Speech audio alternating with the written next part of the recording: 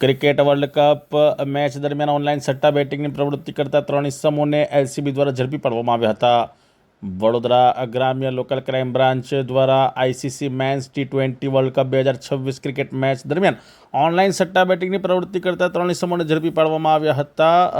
મળેલ બાતમી મુજબ બાતમી એવી મળી હતી પોલીસ કર્મીઓને કે ICC men's T20 world cup cricket 2026 મેચો પૈકી સાઉથ આફ્રિકા તથા કેનેડા ટીમ વચ્ચેની મેચમાં મોબાઈલ ફોનમાં આઈડી દ્વારા ઓનલાઈન ક્રિકેટ સટ્ટાનો હાર જીતનો જુગાર દીપકભાઈ પટેલ પોતાના મકાનમાં ચલાવી રહેલ હોય. જે ચોક્કસ બાતમી હકીકતના આધારે એલસીબી ટીમ દ્વારા બાતમીવાળા ઘરે રેડ કરતા 2 ઇસમો લેપટોપમાં તેમજ ટીવીમાં લાઈવ સ્ક્રીન ઉપર સાઉથ આફ્રિકા તથા કેનેડાની ટીમો વચ્ચે ક્રિકેટ મેચ ચાલુ હતી. જે મેચ દરમિયાન મોબાઈલ ફોન મારફતે આઈડી દ્વારા ઓનલાઈન ક્રિકેટ સટ્ટાનો હાર જીતનો જુગાર રમાડતા દીપક પટેલ, સુરેન્દ્રકુમાર પટેલ અને અલ્પેશભાઈ કપાસિયા 3 આરોપીઓને ઝડપી પાડવામાં આવ્યા હતા. તેઓને ઝડપી પાડી કાયદેસરની કાર્યવાહી હાથ ધરવામાં આવી હતી અને કુલ 2,86,370નો મુદ્દામાલ કબજે કરવામાં આવ્યો હતો.